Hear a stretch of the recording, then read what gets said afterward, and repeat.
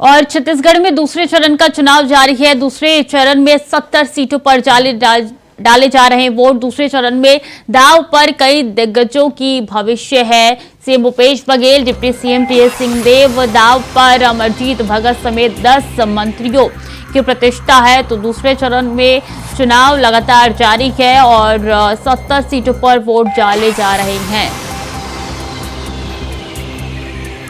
छत्तीसगढ़ में दूसरे चरण का चुनाव जारी है। बता दें कि 70 सीटों पर वोटिंग हो रही है और ऐसे में कई ऐसे दिग्गज हैं जिनकी साख दांव पर लगी हुई है। तो छत्तीसगढ़ में दूसरे चरण में मतदान हो रहे हैं और कई ऐसे दिग्गज हैं जिनकी साख दांव पे लगी हुई है। छत्तीसगढ़ चुनाव से जुड़ी हुई पल पल की अपडेट हम आप तक पहुंचा रहे हैं और बता दें कि कई ऐसे इलाके हैं जो नक्सली प्रभावित है, वहां पे 3 बजे तक वोटिंग होगी और इसी के साथ छत्तीसगढ़ में 10 मंत्रियों की प्रतिष्ठा जो है वो दांव पे लगी हुई है। तो छत्तीसगढ़ में दूसरे चरण का चुनाव जारी है। लगातार हम आप तक सारी अपडेट पहुंचा रहे हैं और ऐसे में छत्तीसगढ़ में 70 सीटों पर आज मतदान जारी है और दूसरे चरण का ये मतदान है। पहले चरण का मतदान जो है वो हो चुका है 7 तारीख को और दूसरे चरण का मतदान छत्तीसगढ़ में हो रहा है।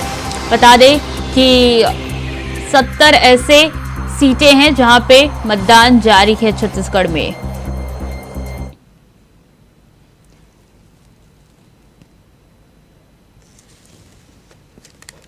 तो चलिए हम आपको अब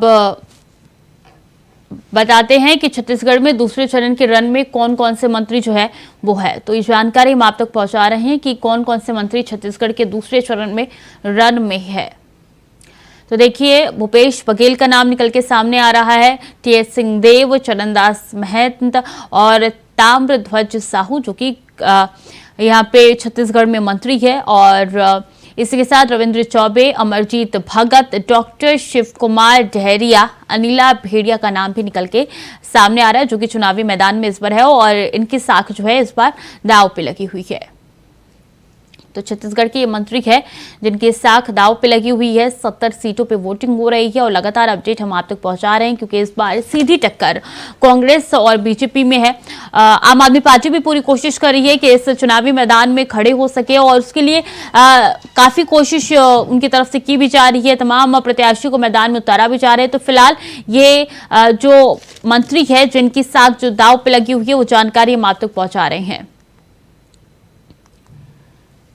तो ये तस्वीरें और ये ग्राफिक की सहायता से हम आपको बता रहे हैं कि भूपेश बघेल जो है वो चुनावी मैदान में है, टीएस सिंहदेव और चरणदास महंत भी चुनावी मैदान में है और इसी के साथ ताम्रध्वज साहू भी चुनावी मैदान में है। ओम प्रकाश चंद्राकर ज्यादा जानकारी के साथ जुड़ चुके हैं। ओम प्रकाश जी, तकरीबन 11 बज चुके हैं, क्या अपडेट देंगे, कितने प्रतिशत तक वोटिंग हुई है? देखिए, फिलहाल अभी तक यही कहा जा रहा है कि निर्वाचन आयोग के हिसाब से जो अपडेट किया गया है वो 9 बजे तक का अपडेट किया गया है और 9 बजे तक की स्थिति में फिलहाल वोटिंग का प्रतिशत 5.97% रहा है। इसके अलावा जिस तरह से हम बात कर रहे हैं कि ये जो चुनाव है, जो 70 सीटों पर जो चुनाव होने वाले हैं, इस चुनाव में जो कई कद्दावर नेता हैं, चाहे वह कांग्रेस के हो चाहे भाजपा के हो, सभी का राजनीतिक भविष्य जो है दांव पर लगा हुआ है। सबसे हाई प्रोफाइल सीटों की यदि बात की जाती है तो पाटन विधानसभा क्षेत्र का है जहां बघेल वर्सेस बघेल के बीच जंग हो रही है। एक तरफ प्रदेश के मुख्यमंत्री भूपेश बघेल हैं तो दूसरी तरफ उनके भतीजे विजय बघेल जो सांसद हैं वो चुनावी मैदान पर उतरे हुए हैं। तो जाहिर तौर पे यहाँ का जो रिजल्ट देखना होगा वो काफ़ी दिलचस्प होगा छत्तीसगढ़ के सियासी परिप्रेक्ष्य में।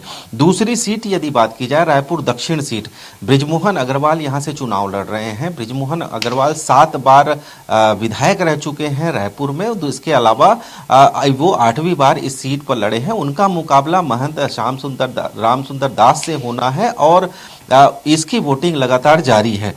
अगर रायपुर पश्चिम की हम यदि बात करें तो रायपुर पश्चिम में राजेश मूणत और विकास उपाध्याय आमने सामने हैं। राजेश मूणत पिछली दफा चुनाव हार गए थे विकास उपाध्याय से, इस बार पार्टी ने दोबारा उन्हें टिकट दिया है और वो चुनावी रण में उतरे हुए हैं। तो जाहिर तौर पे कांटे की टक्कर यहाँ भी बताई जा रही है। जिस तरह से लोग आ रहे हैं, लोगों से हम बातचीत कर रहे हैं, तो मुद्दे जो हैं, मुद्दों को लेकर फिलहाल छत्तीसगढ़ में जंग जारी है। दूसरी तरफ यदि हम बिलासपुर की बात करें, बिलासपुर में जो सांसद हैं अरुण साव, जो प्रदेश अध्यक्ष भी हैं पार्टी के, वो लोरमी से चुनाव मैदान में उतरे हैं। ये एक हाई प्रोफाइल सीट है जहां पर पूरे छत्तीसगढ़ की नजरें बनी हुई हैं, क्योंकि प्रदेश अध्यक्ष चुनाव लड़ रहे हैं। तो जाहिर तौर पे एक बड़ी बात प्रदेश की राजनीतिक परिदृश्य में देखने को मिल रही है। दूसरी तरफ ओपी चौधरी जो रिटायर हुए हैं, जो जिन्होंने इस्तीफा दिया था आईएएस पद से, उसके बाद वो पिछले दफे 2018 में वो कांग्रेस की शरण में चले गए थे और वो इस बार चुनाव लड़ रहे हैं। तो इनके बीच ये जो सीट है, यहाँ पर भी उनकी प्रतिष्ठा जो है वो दांव पर लगी हुई है। पिछले चुनाव में वो खरसिया सीट से जो उमेश पटेल मंत्री हैं कांग्रेस के, उनसे वो चुनाव हार गए थे। इस बार वे रायगढ़ से चुनाव लड़ रहे हैं। धर्मलाल कौशिक जो पूर्व नेता प्रतिपक्ष है, उनका मुकाबला जो है बिल्हा विधानसभा सीट से सियाराम कौशिक से हो रहा है। तो यहाँ पर भी वोटिंग जारी है। तो जिस तरह से हम बता रहे हैं कि हाई प्रोफाइल सीटों में जिनकी नज़रें बनी हुई हैं, वो पूरी छत्तीसगढ़ की नज़रें बनी हुई हैं। जो नेता प्रतिपक्ष है नारायण चंदेल, उनके खिलाफ वो भी चुनाव लड़ रहे हैं और इस सीट पर भी सबकी नज़र रहेगी।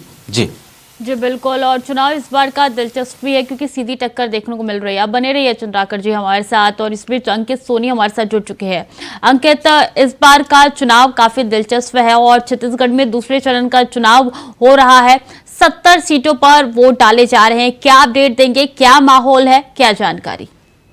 देखिए, मैं बता दूं, आप मेरे पीछे देख सकते हैं किस तरह का ये एरिया है। ये इस एरिया से लोग निकल के पोलिंग बूथ तक सुबह से ही लाइन लगाकर मतदान कर रहे हैं। सूरजपुर जिले की बात करें तो 728 मतदान केंद्र बनाए गए हैं, जिसमें से 53 जो है वो शहरी क्षेत्र में बनाए गए हैं और 675 ये ग्रामीण क्षेत्रों में बनाए गए हैं, जहां पे सुरक्षा के लिहाज से पुख्ता इंतजाम किए गए हैं। इस बार देखने वाली दिलचस्प बात यह है कि 25 संगवारी जो केंद्र बनाए गए हैं, जहां पे महिलाएं सिर्फ मतदान कर्मी है, सुरक्षा कर्मी महिलाएं हैं। वहीं दिव्यांगों के लिए एक एक बूथ तीनों विधानसभा में बनाए गए हैं और एक युवा बूथ बनाया गया है। तो इस मतदाताओं को लुभाने का भी प्रयास किया गया है कि मतदान ज्यादा से ज्यादा प्रतिशत हो सके। अगर प्रतिशत की बात करें तो अभी तक का जो आंकड़ा निकल के आया है वो 8% अभी तक संपूर्ण जिले में मतदान हो चुका है। तीनों विधानसभा की बात करें तो ये अभी जो आ रही है कि सभी लोग लाइन लगाकर अपना मतदान कर रहे हैं और अपनी अपनी बारी आने के बाद मतदान कर रहे हैं। वहीं प्रत्याशी लोग की भी जो तस्वीरें अभी सामने आई है, प्रेमनगर से शेरशाह सिंह और भूलन सिंह मरावी दोनों ने अपनी अपनी पोलिंग बूथ पे जाकर लाइन लगाकर मतदान किया। वहीं शकुंतला सिंह कोरसे ने भी मतदान किया। कुछ देर बाद केंद्रीय राज्य मंत्री जो अभी सोनहत भरतपुर से विधानसभा का चुनाव लड़ रही, वो भी परशुरामपुर में आकर मतदान करने वाली है। उनका हम इस वक्त गृहग्राम में मौजूद है। जी स्वीटी। जी बिल्कुल, और लगातार आप सब हम तक अपडेट भी पहुंचा रहे हैं। इस बीच प्रदीप महेश्वरी बलौदाबाजार से सीधे जुड़ चुके हैं। प्रदीप, आप सुबह से तस्वीरें दिखा रही हैं, वहां पे विकलांग लोग भी पहुंच रहे हैं लगातार अपने वोट का अधिकार देने के लिए, प्रयोग करने के लिए। अभी क्या कुछ तस्वीर निकल के सामने आ रही है? क्या वो संख्या बढ़ी है, मतदाता भारी संख्या में पहुंच रही हैं? मैं आपको बता दूं कि आज सुबह की मतदान बहुत बड़ी संख्या में मतदाता लाइन पर लगकर मत का प्रयोग कर रहे थे। बलौदाबाजार में दोनों कांग्रेस के प्रत्याशी नए हैं और भारतीय जनता पार्टी के प्रत्याशी दोनों नए हैं। एंटी कम्बेंसी में नहीं दिखती नहीं यहाँ पर, लेकिन यहाँ पर कांटे की टक्कर देखने को मिल रही है। बड़ी संख्या में भाजपा और कांग्रेस के कार्यकर्ता अपने वोटरों को रिझाने के लिए, अपनी पार्टी को मत दिलाने के लिए भिड़े हुए। यहाँ पर मतदान बाहर में पूरे घर घर से निकाल के अपने पक्ष मतदान कराने के लिए हम भिड़े। यहाँ पर और भी कई मतदाता यहाँ पर है, महिला अपने आपकी पूछना चाहेंगे कि आप लोग ने कैसे सरकार बनाने की अपने मत के प्रयोग से आप सांसद भी रह चुके हैं, कहेंगे आप लाइव हैं बोलिए। महिलाओं के लिए मोदी जी बहुत आरक्षण दिया, हर चीज के लिए हम चाहते हैं भारी मतों से जीत। देखिए, ये भारतीय जनता पार्टी कार्यकर्ता अपने पोलिंग बूथ के सामने खड़े अपने मतदाताओं को दिखाने प्रयास करें। और एक पार्षद और है, प्रियंका सोनी है, ये भी सुबह से लगी बची हुई है। आप कैसे यहाँ पर सरकारी रुझान दे रही है अपने मतदाताओं को? अच्छा रुझान है, जागरूक है बहुत अच्छा। और हम पार्टी से आए हैं, भारतीय जनता पार्टी से चाह रहे हैं कि हमारी सरकार आए। ऐसी और भी जागरूक है प्रदीप साहू करके आप लाइव है, आप क्या बोलना चाहते हैं? और आप मत तो प्रयोग कि नहीं? मत का प्रयोग मैं अभी थोड़ी देर बाद करूंगा। अभी मैं लोगों को वोटर निकालने में भिड़ा हुआ हूँ। मतलब आप सुबह से यहाँ पर प्रशासन की ओर से कड़ी व्यवस्था की गई थी और यानी कि कार्यकर्ता भी पूरी कोशिश में लगे हुए हैं ताकि कोई भी यहाँ पे अनहोनी ना हो और सब जो यहाँ पे मतदाता पहुंच रहे हैं सुगम तरीके से अपना वोट डाले। बहुत बहुत शुक्रिया प्रदीप, आपका भी, अंकित आपका भी बहुत बहुत धन्यवाद। ओपी चंद्राकर जी भी हमारे साथ बने हुए थे, सुबह से जानकारी देते हैं, आपका भी बहुत बहुत शुक्रिया। तो देखिए आज दूसरे चरण की वोटिंग हो रही है और ऐसे में हर जगह की तस्वीरें आप तक पहुंचा रहे हैं, पल पल के अपडेट आपको देते लेंगे। लेकिन वक्त हो चला छोटे से ब्रेक का, चल लौट ब्रेक के बाद एक बार फिर से स्वागत है आपका। खबरों में आगे बढ़ेंगे। मध्य प्रदेश में सुबह 9 बजे तक 11.36% तक वोटिंग हुई है। भोपाल में 7.95% वोटिंग हुई है। आगरा मालवा में 15% वोटिंग हुई है। छिंदवाड़ा में 12.49% तक मतदान डाले गए हैं। जबलपुर में 11.71 मतदान किए गए हैं फीसदी और दतिया में 8.71% मतदान हुए हैं। 230 सीटों पर डाले जा रही हैं वोट और अभी तक की बात की जाए तो जिस तरीके से वोटिंग होनी चाहिए निकल के सामने नहीं आ रही, लेकिन दोपहर तक ये संख्या बढ़ सकती है। तो भोपाल में 7.95% तक वोटिंग हुई है। अभी तक कितने प्रतिशत तक वोटिंग हुई है मध्य प्रदेश में जानकारी हम आप तक पहुंचा रहे हैं। आगरा मालवा में 15% तक वोटिंग यहाँ पे हो चुकी है और अगर बात छिंदवाड़ा की जाए तो 12.49% तक मतदान छिंदवाड़ा में हो चुके हैं। तो दिग्गजों ने पोलिंग बूथ पे डाल के वोटिंग की है और जबलपुर में 11.71% तक मतदान हो चुके हैं। दतिया में 8.71% तक मतदान हुए हैं। अगर बात दतिया से इतर हट के की जाए तो 230 सीटों पर डाले जा रहे हैं वोट। और मध्य प्रदेश की 230 विधानसभा सीटों के लिए मतदान सुबह 7 बजे से जारी है। इस बीच कमलनाथ और दिग्विजय सिंह जैसे कांग्रेस के दिग्गज नेताओं का भविष्य दांव पर है। वहीं बीजेपी के केंद्रीय मंत्री और 4 सांसदों के राजनीतिक भविष्य के लिए ये चुनाव अहम होगा। हम आपको एमपी चुनाव की 6 तस्वीरें दिखा रहे हैं। पहली तस्वीर में सीएम शिवराज सिंह चौहान है, सीहोर के मंदिर पहुंचकर पूजा अर्चना करते हुए नजर आ रही हैं। दूसरी तस्वीर की बात की जाए तो गृह मंत्री नरोत्तम मिश्रा वोटिंग करते हुए दिखाई दे रही हैं। तीसरी तस्वीर पे नजर डाली जाए तो पूर्व सीएम कमलनाथ वोट डालते हुए नजर आ रही हैं। चौथी तस्वीर में बीजेपी राष्ट्रीय महासचिव कैलाश विजयवर्गीय वोटिंग करते हुए दिखाई पड़ रहे हैं। पांचवी तस्वीर सज्जन सिंह वर्मा की है और तस्वीर में जीतू पटवारी अपने मतों का इस्तेमाल करते हुए नजर आ रहे हैं। तो 6 तस्वीर मध्य प्रदेश के विधानसभा चुनाव से जुड़ी हुई आप तक पहुंचा रहे हैं। चूंकि 230 सीटों पर वोटिंग डाले जाने हैं और ऐसे में तमाम दिग्गज पहुंच रहे हैं, वोटिंग डाल रहे हैं। कैलाश विजयवर्गीय जो कि महासचिव है बीजेपी के, वो अमित शाह के भी काफी करीबी माने जाते हैं और ऐसे में ये जो तस्वीरें निकल के सामने आ रही है, चूंकि कैलाश विजयवर्गीय के लिए भी इस बार जो उनकी साख जो है वो दांव पे लगी हुई है, क्योंकि उनका कहना है कि पार्टी जो कहेगी हम वही करेंगे और विधानसभा चुनाव लड़ने के लिए वो मैदान में इस बार खड़े हैं। काफी इस बार टक्कर काटे की है। बड़े बड़े दिग्गज चुनावी मैदान में उतरे हुए हैं प्रत्याशियों के तौर पे और चूंकि पिछली बार कांग्रेस की जीत हुई थी, लेकिन तकरीबन 1 से कुछ महीने में यहाँ पे सरकार जो है वो पलट गई थी। इस बार देखना होगा कि क्या कुछ निकल के सामने आता है। लेकिन असीम उत्साह है, सब जगह उत्साह है। लाडली बहनों का प्रेम मिल रहा है। बेटे बेटी बुजुर्ग नौजवान असीम स्नेह और प्रेम की वर्षा कर रहे हैं। क्योंकि जो कांग्रेस प्रत्याशी है उनने 35 साल में कुछ किया ही नहीं और इसलिए आपने देखा होगा कि उनकी जितनी सभा हुई, चाहे दिग्विजय सिंह जी आए हो, चाहे कमलनाथ, चाहे माननीय प्रियंका, एक ने भी दतिया में विकास की बात नहीं करी। खुद कांग्रेस के प्रत्याशी ने दतिया में विकास की बात नहीं की। अब इससे ज्यादा और क्या खराब होगा।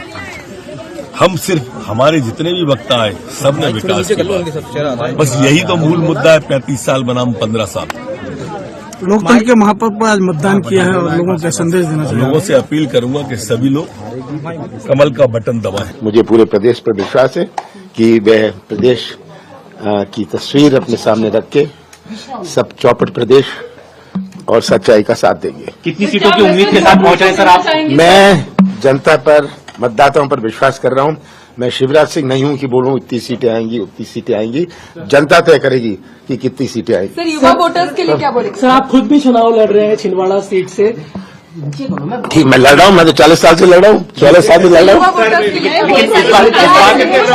कितने वोटों से जीत का आपको अंदाजा है या दावा हो सकता है? क्या कितने वोटों से इस बार जीत आपकी हो रही है? ये सब अंदाज मैं नहीं लगाता, मैं जनता के ऊपर छोड़ता हूं। नए जो युवा वोटर्स के लिए क्या कहेंगे, उनके लिए किस तरह का संदेश? मैं नए वोटर्स को तो खास कह रहा हूं कि उनका पहला वोट है, बड़े ध्यान से दें, बड़े समझदारी से दें और अपना भविष्य भी सुरक्षित रखें। मध्य प्रदेश के सभी मतदाताओं से ये प्रार्थना करता हूं, और विशेषकर नरसिंहपुर जिले के लोगों से, ये 7 बज गया है, हम आज बिल्कुल तत्काल ही मतदान केंद्रों पर जाएं और 100% मतदान के अपने लक्ष्य को प्राप्त करें।